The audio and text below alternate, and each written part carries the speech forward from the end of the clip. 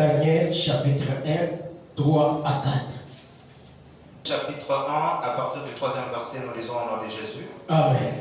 Le roi donna l'ordre à Ashpenza, Mokonzi Nebuchadnezzar apesi mibeko mitindo epai ya mokonzi ya ba mikube, chef de ses eunuques, azalaki mokonzi ya ba mikube na ye, d'amener quelques-uns des enfants d'Israël des races royales ou des familles nobles, ya komema quelques-uns batu moko na kati na mokonzi na ye azwa batu ya famille royale ya famille noble. de jeunes garçons sans défaut corporel, bilenge mibali oyo bazangi bokakatani, beaux des figures, doués de sagesse, d'intelligence, kitoko nelongi, bazali na mayele, bazali na bwanya, d'intelligence et d'instruction, capables de servir dans le palais, mayele pe bato oyo batangi bazali na makoki ya kosalela na kati ya bokonzi, et à qui l'on enseignerait le lettre et la langue des Chaldéens. bato wana nde bakolakisa bango malakisi ya bachaldeya. Amen. Kona pambola yo okoki kofata. Tozolobela problème ya étoile. Étoile ezali.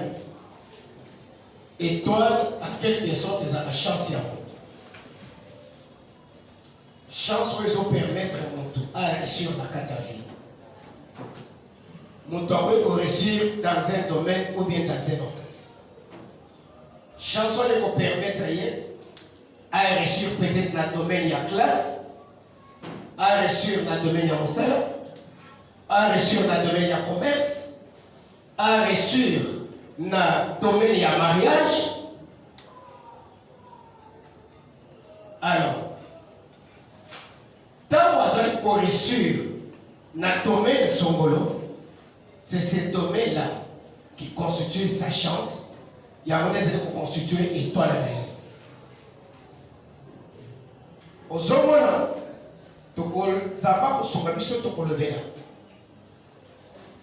il y a des étoiles.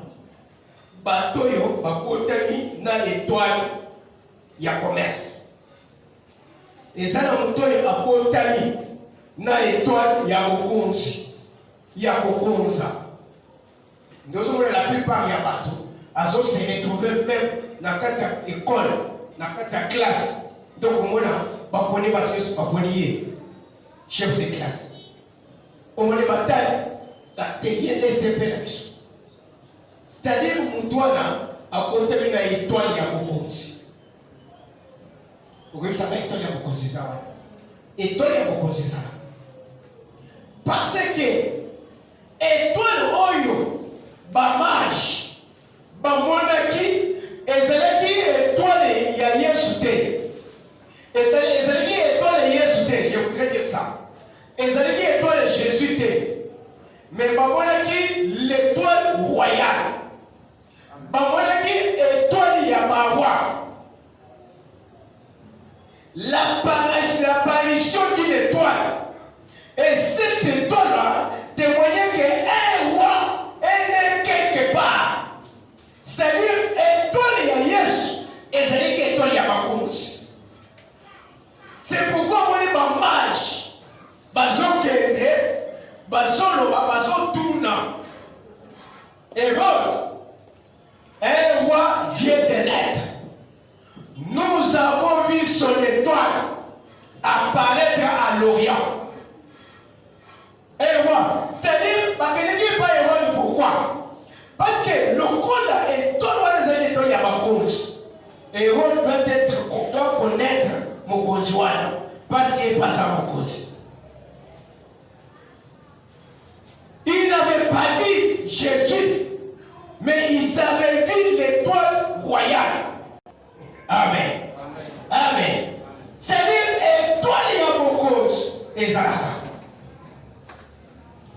Et ça n'a pas de mon na étoile ya bokonzi ya kodirige te ozomona bato basoya mwana oyo akozala bokonzi, mwana oyo akozala motu monene. Bamoni monde wana sana. Et yo papa, quand moi na yo par rapport à l'étoile, azana. Qui avait vu l'étoile de la royauté? C'était les mages. Les mages. N'est-ce pas parce que nous savons pas pour étudier les autres. Koyeba, nous autres nous sommes quoi apparaître. Et les colonies. Ils avaient bien étudié.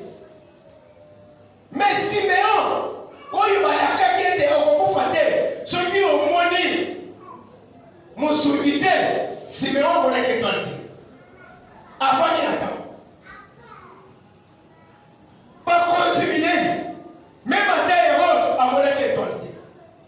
Mais c'était les magiciens ici, n'est pas mon avis.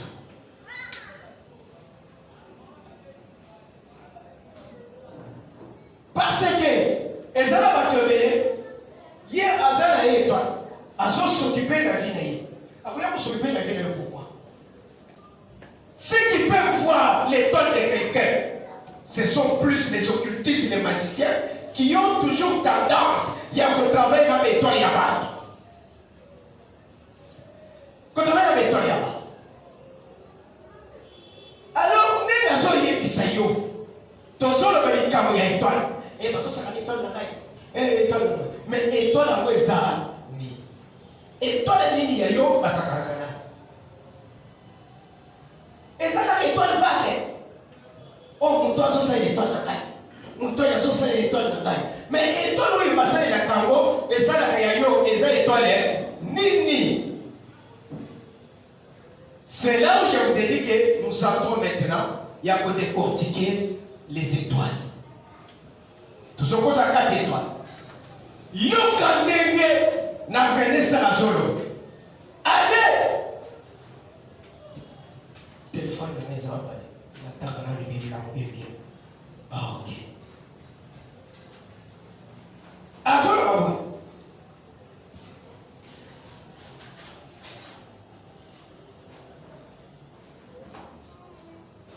le roi donna l'ordre à Ashpenaz, chef des eunuques, d'amener quelques-uns des enfants d'Israël, de race royale et de familles nobles.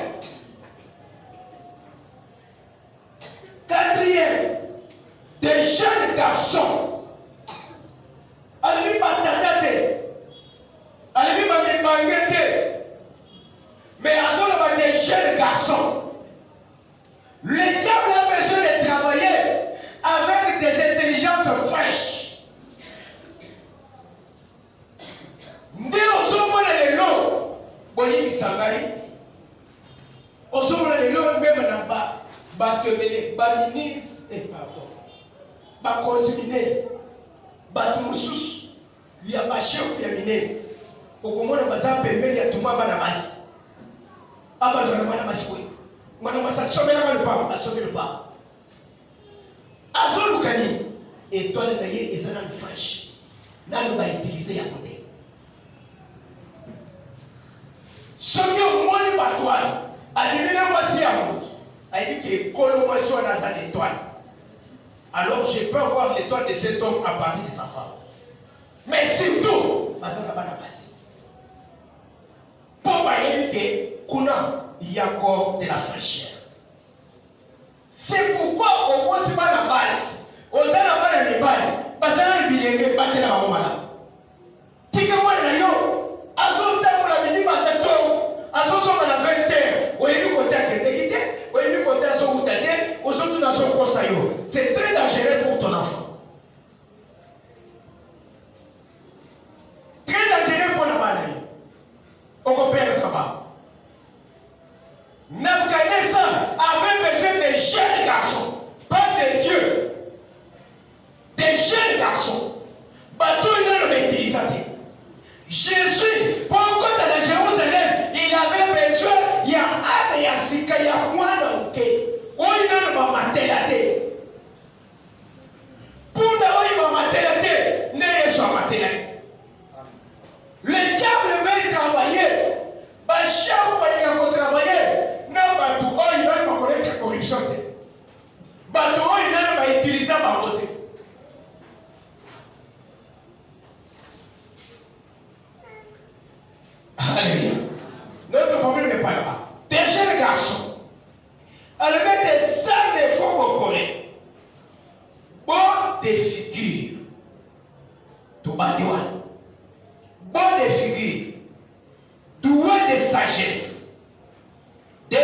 d'intelligence et d'instruction, capable de servir dans le palais du roi. Alléluia. Les étoiles commencent là-bas. Bonne figure. La beauté, c'est une étoile. La beauté de quelqu'un, c'est une étoile. Amen. Oyebi, tu dois bien garder aussi ta beauté. Parce qu'à partir de ta beauté, on veut qu'on soit salaire bien. Au fin du pays de Bachéo, place y avait dans le secrétariat parce que tu as une beauté. Au sommet de ma beauté, la Bible en parle. C'est très nécessaire. Il y a un sommet de mon délai, il y a un sala, rouge à lèvres. Asali ma petit, il y a Manzak. Asali ma petit, il y a Mbebo. Asali ma crayon de beauté. Pourquoi? Pour rendre quelqu'un parfait. Azala kitoko pour te bandi maillé dans la société. Et que Mouto est l'homme qui a côté. Et le pays est bon. Il y a une chose qu'on appelle la chirurgie esthéticienne. Bazou Salamo, pour créer la beauté, naturellement des moutons là, pas du meilleur même dans la société. C'est ce qui se fait aujourd'hui. Nakataba. Pourquoi? Parce que la beauté de quelqu'un est une étoile. On peut exploiter ta beauté. Pour ma matin, pour mouton fungwama, à exploiter qui t'en connaît. Deux hommes soient qu'il y a côté na kisi na ye. Kisi na ye kaka, ama ne travailler na basi à PV. Moi c'est à PV à l'écarter. Il est en train d'user de ta beauté. Yo mo na maso bitu na kate. Bamanda wo yo kuta na kana mobile wana. Bazaka ndenge mo kola yo pepe. Wo bitu na kate ke, pour le dire kama pepe. On va dire ça pour naye. Et ça pour naye te. Et ça lui ordre va baisser dans mon détenir. Que tu dois faire ça. Au compte de ma serviteur, on dirait poli maman. Des bâtiments pilotes, Pourquoi? Il est en train d'exploiter. Il exploite la beauté des gens. La beauté, c'est une étoile qu'il faut bien garder et exploiter pour aller de l'avant. Et ça n'a pas les lots. Baso Salamisal. À tant que classe à malongate. À Salipé loko ya malongate. Mais à cause de sa beauté, les lois suivent pas les bien. À faire du bien. À faire du bien. À cause de sa beauté, à suivre pas les bien. À suivre un salaire bien. On dit pour les jeunes gens, bon de figure. Bonne figure. La beauté est une étoile. Ndemo toazolo tunamwambia oui, il m'a comme matin. Il m'a comme quelqu'un peut utiliser ta beauté pour s'enrichir. Alléluia. Genèse chapitre 12, verset 10 à 14. Genèse 12, Papa Daniel.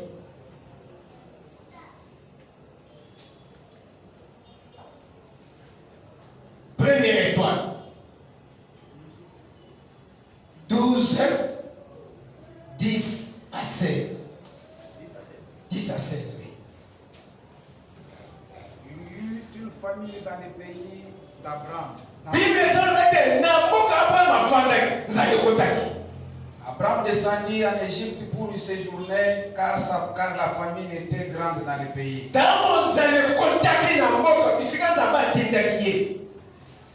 De Abraham a été en Égypte pour aller au Pharaon parce qu'ils allaient s'acquérir ma casse la carte d'Égypte. Comme il était prêt d'entrer en Égypte, le roi a commandé permet à Cocotte en Égypte. Il dit à Saraï, voici, je sais que tu es une femme belle de figure. Oyoke. Alobi, naïve que vous allez moi il y a kitoko nelo, il y a énorme kitoko. Yoka, ambadina makamususte. Alibete usamu na ite. Alibete que tela chose, tu es une femme belle. Tu es très belle. Et le volet qui tombe. Quand les Égyptiens te verront, ils diront, c'est sa femme. Et ils me tueront et te laisseront la vie.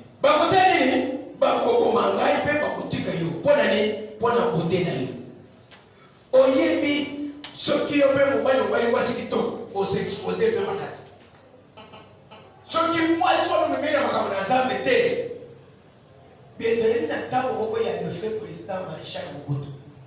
Et ce qui n'a pas tout sous. Bazoya, à coup du mois, c'est un temps à lever. Ils sont pas qui t'ont pas bien d'ailleurs. On l'a batté. Même à Tabana, d'ailleurs, parce qu'il peut y avoir ton levé. Moi, j'ai vécu ça en province, à Kassai. Baye Otala, na Ifo. Mais ils ont saccagé. Ils ont enlevé des femmes. Na ils n'avaient pas de gouverneur. Moi, 5 mois, na Kito. Baye Toki, na Makasi, Makena. Soko saccagé, vous avez ma sens. Abraham a dit aux amants qui tombent à l'île. Tu as une bonté. Mais tant que tu as comme moi,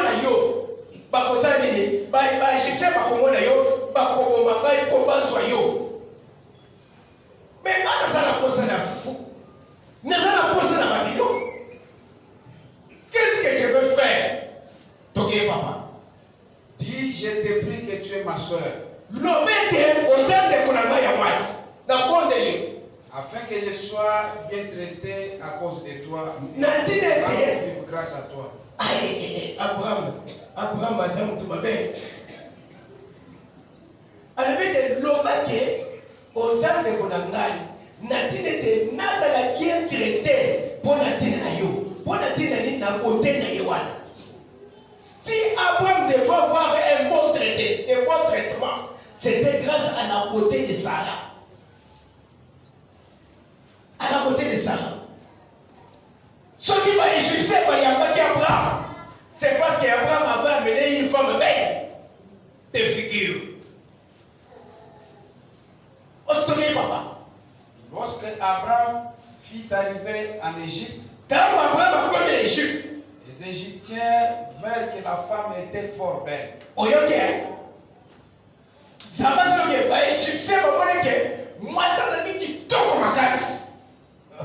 La beauté, c'est une étoile. Les grands des pharaons les virent aussi et la vantèrent à Pharaon. Bambaka, il y a Pharaon, dans le monde, bakeye convanté pas ya Pharaon. Alléluia. Voyez moi le mot comme Nicolas Zoyate, à ce point là ça.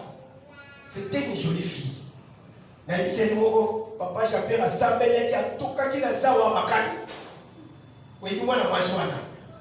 Mkolo mwana ayaki awa tomate ko mwana mwashwana na toki ayaki soudé. Qu'est-ce qui se passe? À quelle église moko? À quel point ensemble ensemble ba difficulté na ye. À quel bokuta bampaka. Oyi batambola kana pasteur. Asoyika mpaka moko. Pakone yo oza kitoko paka wana ya ibisi pasteur. Wana mwasi moko aza kuto aza kitoko ya kusakana te. Azolela pasi au mayete. Boya na ye. Bandemiye. Bakoni bafanise na dewe ya pasteur. Pasteur azolo wale. Yo mwasi kitoko yo souffrir quoi. Moi je vais te prendre en charge. Dans un foutelo madame. Donc pas de connaître ça. Azuma na batwa. Tala tata mkolo 70 ans. Azuma il y a 25 ans. A foutele hôtel mo. Flat mo quelque part. Quand le matin ba yo kama biso papa. Nde taba foutele wana.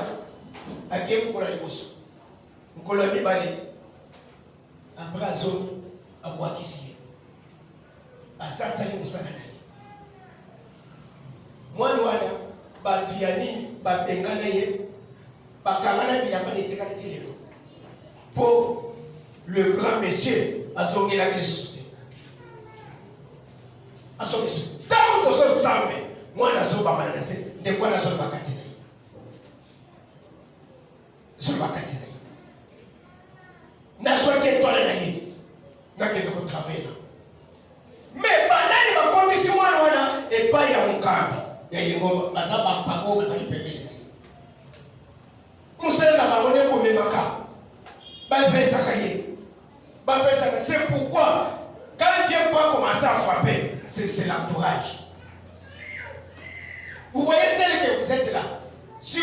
aujourd'hui, les Alangai, les Papa Jean-Pierre, tous ceux qui mettent ma gaffe aux autres camisons. Tant que vous avez pour quitter, pour nous frapper à Bandani. Avant qu'Alangai, Papa Jean-Pierre, à vous maintenant. Tant que vous avez tout sauté, tout avez repartir. Et bien que vous ayez fini. Amen. Amen. Vous êtes là pour redresser l'œuvre de Dieu. Quand il y a quelque chose de mauvais, ôtez les médicaments. Parce qu'il n'en dépend aussi de votre salut. Aujourd'hui, banani bazon me la pasteur base, quand entourage na ye, ba serviteur bazon faire là-bas, ne bazon me la base. Ne bazon payer sur la base, bazon ça ne n'importe quoi. Ce sont ces gens-là.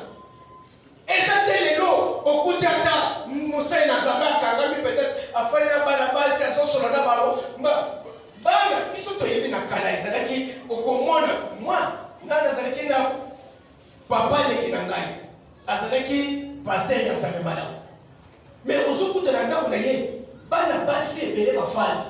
Azoli sababa, oso ta sababa classe. Mais jamais na bana wana, odolo okike papa ni na sibinga na libé. Ou bien les magana kai. Mais quand tu vas sur le bien sans problème. Les gens sont côté. Moi, pour il faut la machine. Et ça va nous faire mais on peut parler de toi, mais pas pour te la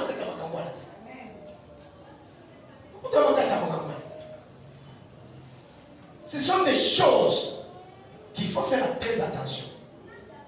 Alors, bataille, elle est Pharaon. La femme fit emmener dans la maison de Pharaon. Pharaon est moyen. Moi, c'est qui tourne à côté. Bon, maillé. Il traita bien Abraham à cause d'elle. On se comprend. Ainsi, Abraham a commis ses beaux frères. A traité bien. C'est-à-dire, apprécier où ils ont la cause de vous voulez dire qu'il n'y avait pas de femmes en Égypte. Il y avait beaucoup de femmes en Égypte. Pharaon avait d'autres femmes, beaucoup de femmes. Mais pourquoi après il collait à Sarah? C'est parce que Sarah était belle. À côté de la beauté, il n'a pas vivre. Et cette beauté-là a permis à Sarah à côté de la dame, il y a Pharaon. Dans la maison royale. Mais cette beauté-là a permis à Abraham. Pharaon a dit, a fait bien, a collé bien. Et Abraham reçut des brebis, des bœufs,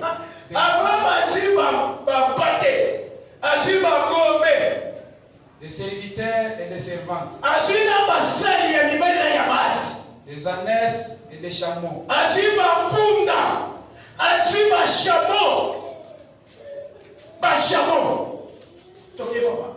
Mais l'Éternel frappa des grandes plaies Pharaon. Bible sur le bête, Tamo Kaka, Nekuana, Pharaon, Bible sur le bête, Pharaon a fallu que tu fasses. Abraham a su quoi c'est que vous allez ça dans beaucoup de alors, tout qui est en Égypte, tout qui est en Colombie, Bakamatani Zela, Bakien en Égypte. Parce que comment Pharaon a dit, Abraham a dit, ça va tellement. Au moins, nous avons quitté au Makasi. Dès que nous avons quitté au Boui, tant que les Égyptiens sont comme les Égyptiens sont comme les tant que les Égyptiens sont comme mais pour ce faire, tout ça dit, Ndima. Si Abraham était sérieux, il allait dire ça va tout ça. Yo fanda, ngai na kokotanga mona. Abraham a dit que soki akotaka ye moko na Égypte, balinga ba ya bayete. Alinga so biloko te. Alinga so biloko ya za ko sepelate. Mais comment ya baye, azo biloko, il fallait Sarah Azan. La question se comprend.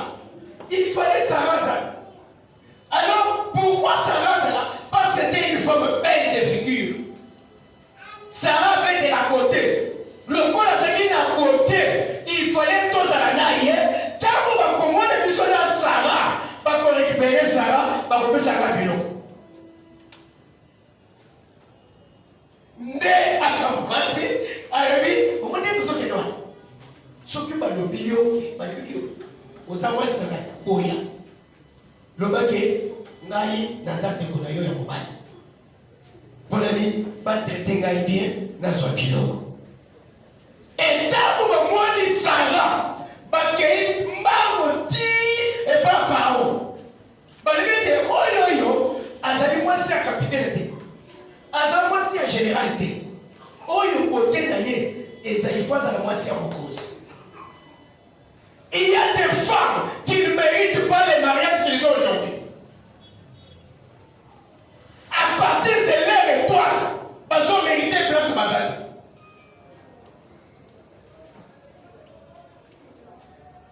Ils ont mérité il y a gouverné au Dieu à Jonathan. Et donc nous avons dit que pour faire, nous avons dit que pour faire. Aujourd'hui, nous avons dit homme d'affaires. Homme d'affaires, on a attendu la cadence chez nous pour des dans le pays. À ce cas-là, la cadence est là. Amen. Amen. Est-ce que vous avez dit que vous avez la place papa Joseph?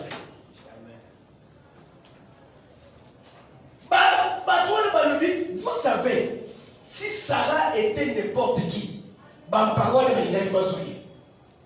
Mais ma vie, où il voit soyo, à combien de bisoté, à combien de bisoté, où il y a un moisi à beaucoup.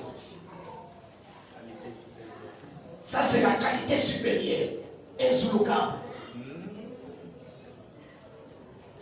Bakene ba ngake pa wa.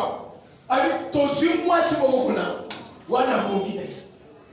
Abongina batos.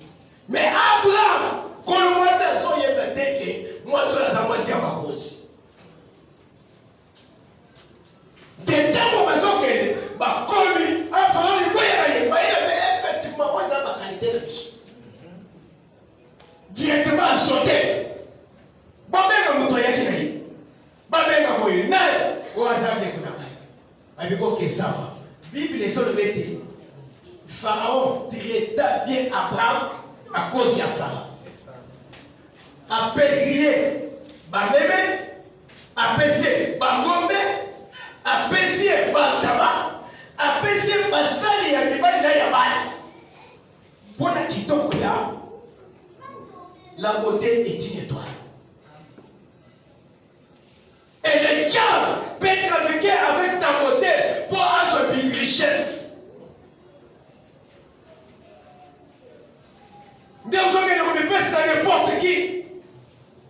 À exploiter côté na yo pour avoir richesse, pour avoir reçu, amata.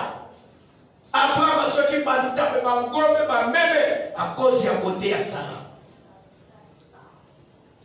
Mais Abraham a son temps là. À son temps, j'ai beaucoup de biens. J'ai beaucoup de biens. Il fallait que tout ça aille, c'est que bien oui, vous avez envoyé à Vous avez des logies, ceux qui battent comme on est pas si on peut.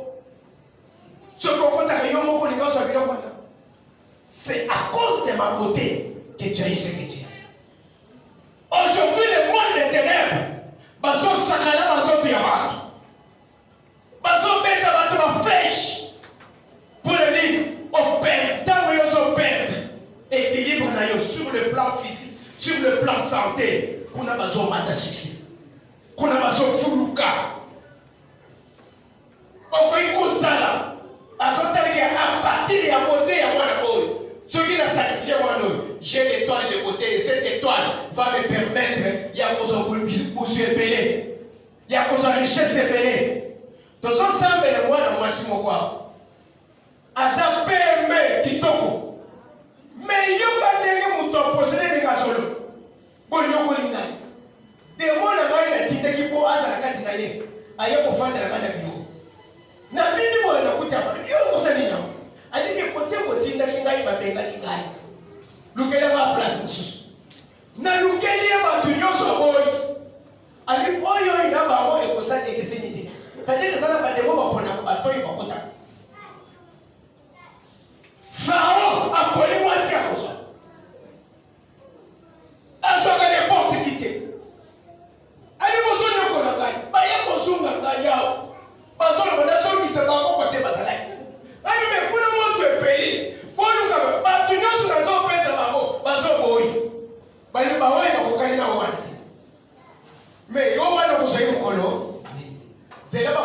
yo tango bakokoma 40 omone bakolia yo ne kota mutu afanye na biro boye ko funga le biro ko kutasa biro fe c'est-à-dire baniki banimo bakome l'impatience bazeli s'imiter bani maintenant tozo dame badame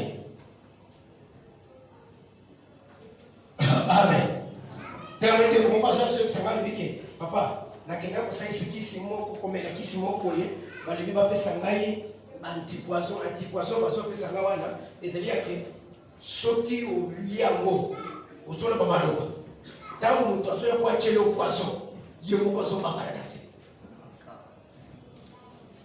bali wana bakusona moja ya milioni mabe ndezo surveiller mais mutu ala fanda kaoti avana kana wana bademo wana tango batele ejo ba kutomokela yo okulukele watu ko bayela yako kalmeba bokolo bademo ndia kana makaba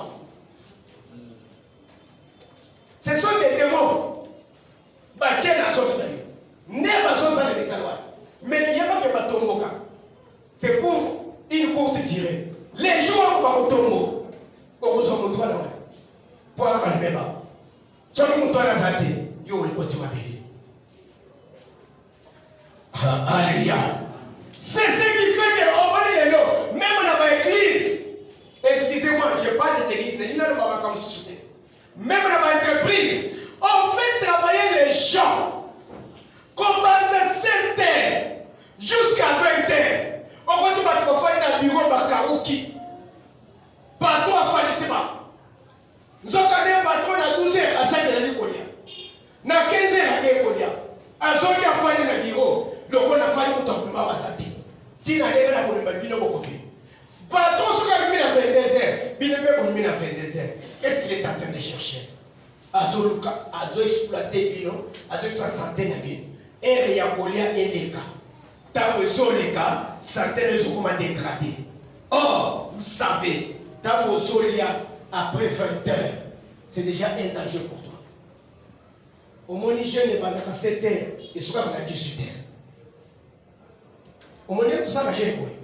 Ceux qui 18 heures est coquille, au sabbat, au lié, au y a une église, au sont quittés.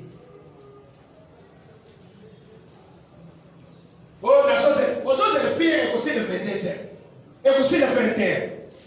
Or, quand tu marches après 20 heures, sache bien que la première chose, les corps sont naïos, et pour ça, c'est une digestion. Après 20 ans, il y a pombi. Là, il n'y a plus de digestion. Bilo, ils ont ça ce qu'on appelle la fermentation. Les eaux pour là. Quand il y a la fermentation, il y a la production d'alcool. Quand il y a la production d'alcool, dans zone de Yamoutou, surtout Yamoutou, il y a une fois Massam. Massam, c'est l'alcool qu'on les révèle. Né alcool wana, ils ont béni sa mise, puis ils ont attaqué foi. Né aux hommes de Moutou, à un certain âge, à son soulier. Pourtant, la Bible, il faut l'idée. Collier à l'état. Et aux hommes de Moutou, comme on met les sirops de foi, mais sirops de foi, même Foufou, il y a un ensemble lié après 20 heures. Et c'est la fermentation plus que alcool au yomela, pas de mamela. Vous voyez, le pourcentage d'alcool va produire dans l'immunité. Les nègres, vous mourrez faute de connaissances. Donc, vous avez parce qu'on fait que ma nègre, c'est une vérité. On a son samé. On sait que je ne belé. Non, moi, je ne sais bien. Mais on sait que je ne belé. Nous autres, les amas. Les gens qui ont fait la gastrite, ils ont fait la diabète. Mais ceux qui mangent le wana, ils ont dit qu'ils ont je devrais te protéger au bien de l'acide, au bien de la paix sucre. Parce que quand vous mangez à l'état, il y a la production d'alcool et du sucre. Mais sucre wana, à ce moment-là, quelqu'un a la carte à répondre. Le pancréas doit se reposer pour produire le sucre pancréatique nécessaire à combattre le sucre pendant la journée. Alors, tant qu'on écoute les gens sucre, ils ont qu'on a maquillé belé. Le pancréas, au lieu de se reposer à produire le sucre pancréatique nécessaire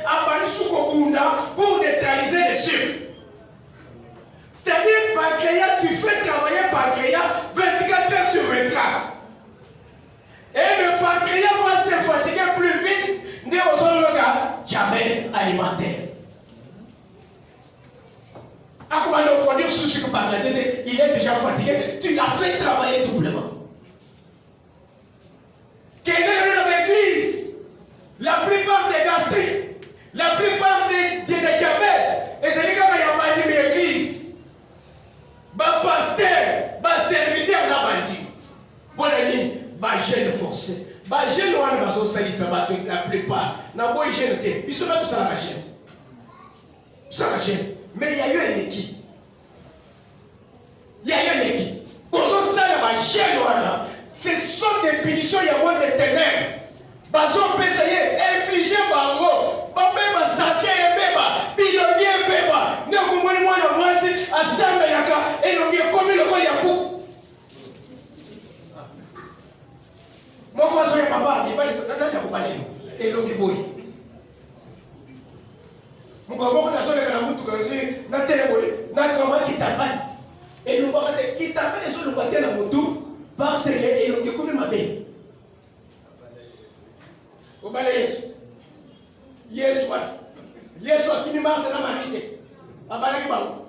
Bali se fufu, bali se biloko nyoso. Abi yo pesi Yesu nini kwa abale. Yo moni Yesu amomo bobele yo. Marde na marite batika ye bazole na. Ah, et du yo ale biloko pele ko.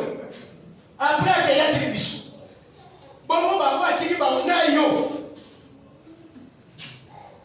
Vous savez, le diable est en train de travailler. La beauté de quelqu'un, c'est une étoile. Mon bail, ce que c'est, il y a un cas. Moi, c'est un baloté. Même en entreprise, je ne sais pas comment. Oh yo, nous faisons un peu à côté de moi. Mais monsieur, mais tu n'es pas encore en bonne santé. Tu viens travailler, tu viens demander le travail. Tu vas faire quoi? Amen. Amen. Vous savez, aujourd'hui, le diable a compris que si les gens sont en bonne santé, si les gens mangent bien, et là où il y a des morceaux, Satan arrive sur la vie là-bas, et ça tout d'abord binomi là-bas. Donc on a comme avec ma maman c'est des vestes. Tant que tu le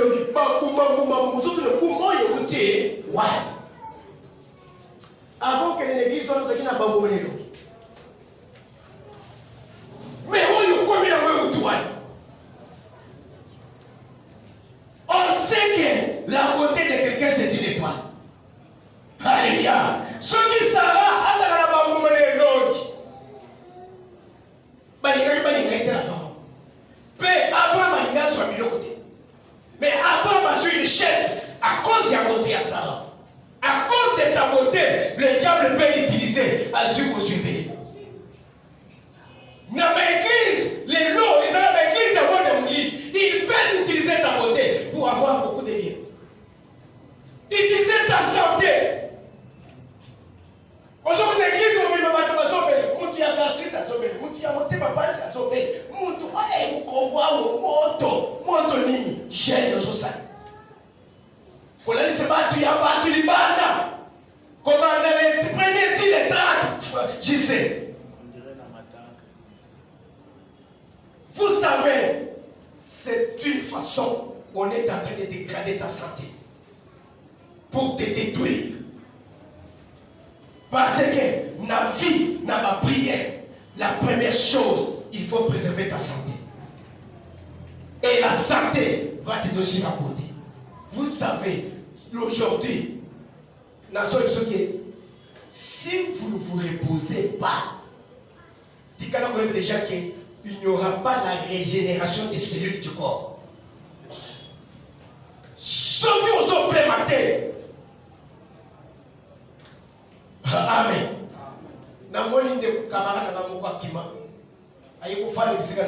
Papa, oui, vous savez. T'as 5 divorces. Divorce, c'est papa. Moi, je suis dans la zone de Sanghaï. Sauf que ton bandi 0-1. Ton gars, il t'a le muscle. Papa n'a ouf. T'as la nègre d'accord. Papa n'a pas. T'as la zone de l'église. Qui t'a connu, c'est le décide. Attends, n'a fait le bon. Ah, moi, je suis dans la zone de la terre.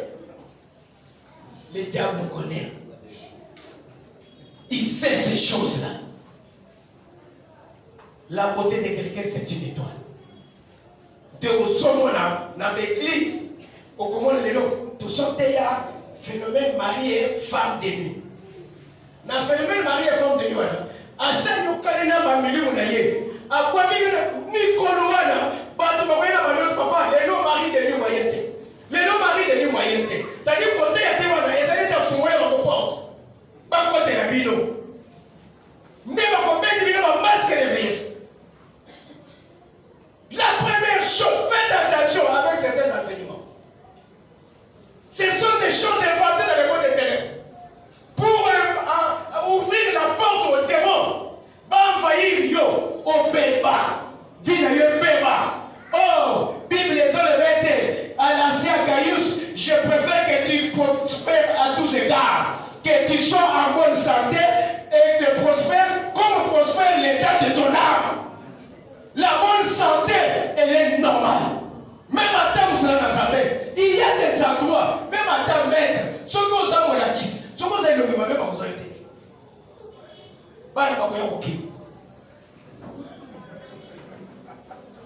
oyebi tosala jeune l'église moko nazalaki nazalaki kala tosala jeune ya 14 jours tosise nango lelo tosisango na ntongo wana nazwi avion nakomi na Chine bale tokomi na lai na ntongo nazozwa mwa mushashino na ngai ndake kosomba biloko nandimi boye tokutana mwana chinois kima kotala tali ngai non abaluki mama ne tema luku ayambie obale ka place ya il faut ba bombe longi ya mwana mwana monene na kena termina na miroir na tanya longi ngai non. Oye, ça, résultat ya chaîne. Ngai ça na matama na ngai. Mais na koni matoko le bimi. Mwana mwoni nyelo ya nyama. Akili. Kaingine na statue wana. So ina kenda. Na esuki wana te. Na koti na bis. To telemi na bis quelque part. Na feu rouge. Bis moko teli pemena. Na mwoni moko teli pemena papa. Ba tu nyusu na biso bandi kotala kai. Na iko kiselo ni.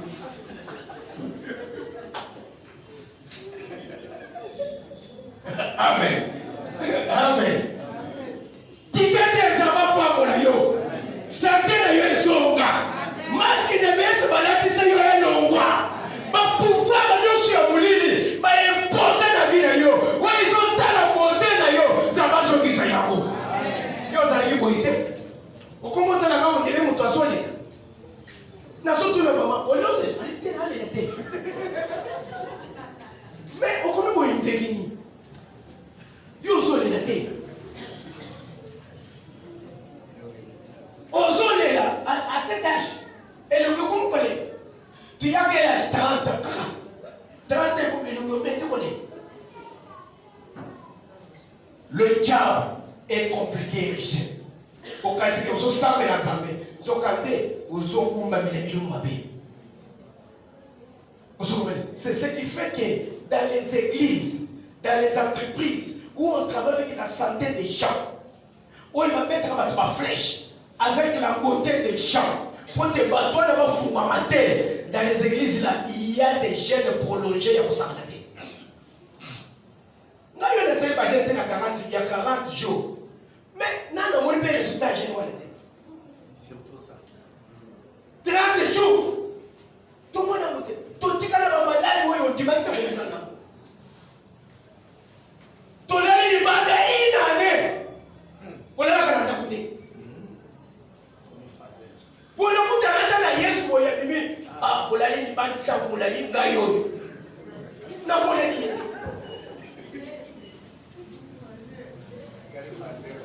Na mati na avion. Ce qui n'a pas moi dans ça, mais l'école. Na tambour l'école na moni ça.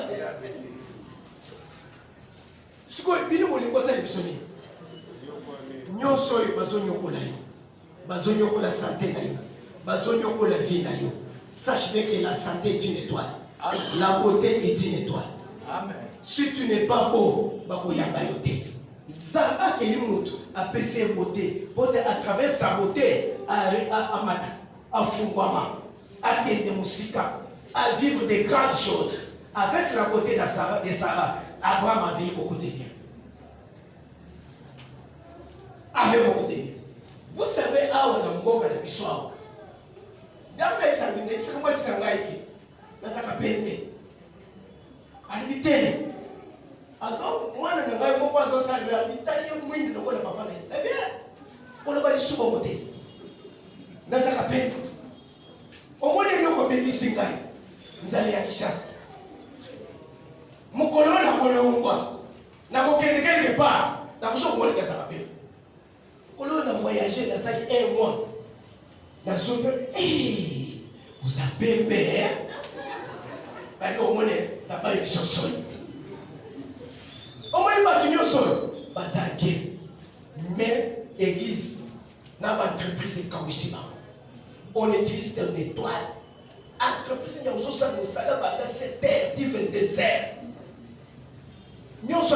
on cherche à te détériorer. Il y a un pays qui se vient.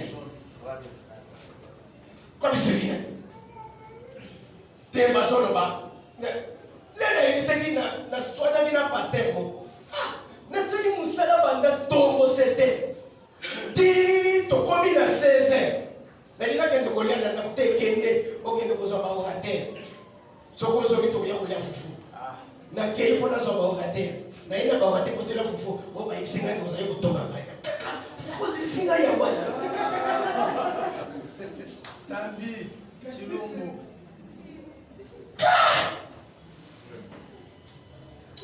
Tikete za basuka yo. Zambala de santé na yo. Okomanta mo dire mutu akauka, ba tena kati ya zungu ba fina. Ta santé c'est une étoile. Quelqu'un peut produire des biens avec ta santé. Avec ta beauté, les deux pays qui ont la détériorée vie à part. Avec la maman se réveille. Avec la maman, il est déstabilisé finalement. On commet malade pour tout le monde. Malade pour tout le monde. Tout ça pour te détériorer.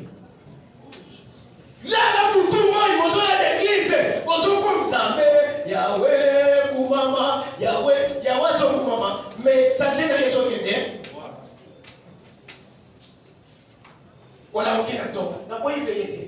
Tout ça, on a pu payer. Mais il y a eu des amadés. Il y a eu des amadés. T'as vu qu'on connaît l'autre.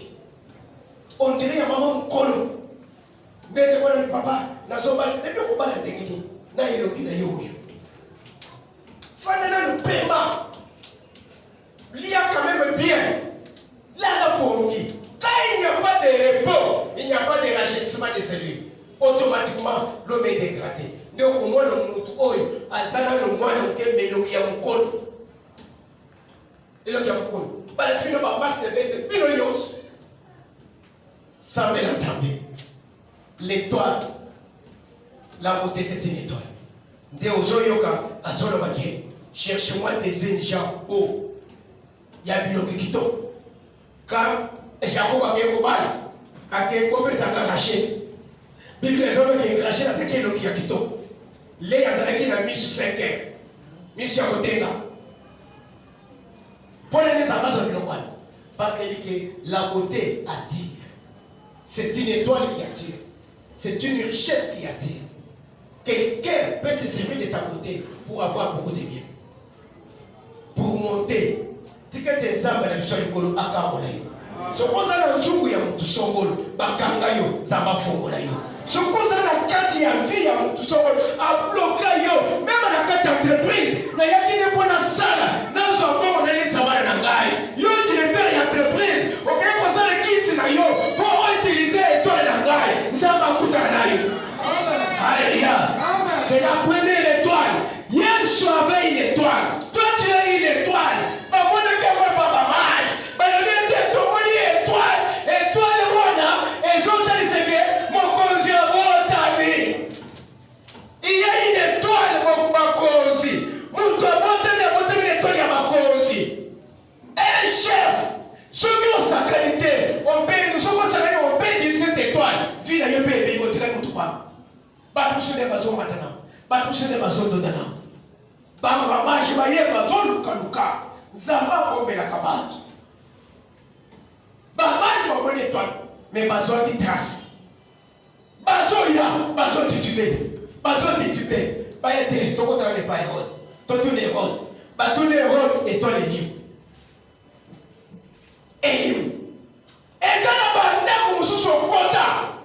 Chance d'ailleurs ici là. Et il va être suspendu. Mais tant maman, je vais bimer. Et toi, il apparaît. Tu dois comprendre. Depuis la côté de l'Israël, ma camarade n'a se calmer pourquoi. Vie n'a pas échangé pourquoi. Je vais aller où? Au Falca. Vous ne pas passer de Falca. Persévérer dans le Seigneur. Yé azolé à bien. Azotamou la bien. Yo, tozo pesa bon, ozo kaoka. Vandaka ko pesa ko kaoka. So on est au Sénégal bon au Sénégal tira oui kana sama. Na hivi vile kwa kutaka ni vile kwa bakanyera ndio. te mutu ke kufi pine papa moko ya papa ndeni ngo mutu ke kufi pine ndenge kufi pine wana ekufata ni bali yo na ko soba yote yo usana appel de faux benda na mbongo ukiti na poche na pesa na comprendre te na yema kolo calculer combien de lingua de onom na regreta kama kasi bana ulibike pesa ukomona na mona te omoni yo chance kwa eza na moyo sokiza na kutu ulinga ulia bata. Tout ça c'est quoi? Dépouiller la vie des enfants de Dieu, détruire la vie des enfants de Dieu. C'est que des hommes à la vie à la étoile na yo et même à taille il moi ici au kotaki il y a ça avec la sinabini ils ont de la balle. Alléluia. À taille il moi nanda ya papa kulutu na yo nanda ya papa leki na yo biso ko kena ko taba classe il y a ça avec na sinabima so ici toi na ya uno so mona ulala umilo takama na ndako kena ko tanga wana zabano ke ikaboke sana mwana basi so mona eza na ndako kotaki zambe na zambe omi ma place wana za papa mona. Alléluia. Soki étoile ya bakonzi ezongela ki mamage il faut ya yo pe zongela yo il faut misala ya zongela yo il faut vila ya zongela yo. La beauté d'une étoile, la première étoile. Allez chercher moi des gens beaux de figure, intelligents. Et l'intelligence. On peut utiliser ton intelligence pour faire monter le niveau. Il y a l'église. Commission ces gens-là, ils ont de l'intelligence. Ils ont de la sagesse. Nous allons exploiter leur sagesse. Église est bâtie les lots. Au Kamato Wakisima. Tu t'es servi de leur étoile. Parce que s'il n'avait pas de cette étoile-là, on les gars, ça va. Mais yo, tu vas sortir l'étoile de la sagesse. Tu as gagné quoi? Amen. Papa, ça le thème, il y a prière, il y a campagne. Bimise ma soutien. Ça l'économie du sujet. Na campagne de la bise Daniel, économie sur la voie. Tant besoin d'économie du sujet, au poste de soutien, au bimise introduction, développement et conclusion. Des gars, ils disent, nous sommes déjà dans le papier. Au lieu au TI, aussi, c'est pas comment tu fais $1000 à pension. Au tien à poche, au camarade, c'est là, ok. Nous, toi, c'est l'économie du sujet. À dire que les autres, on a gardé la bouche à côté.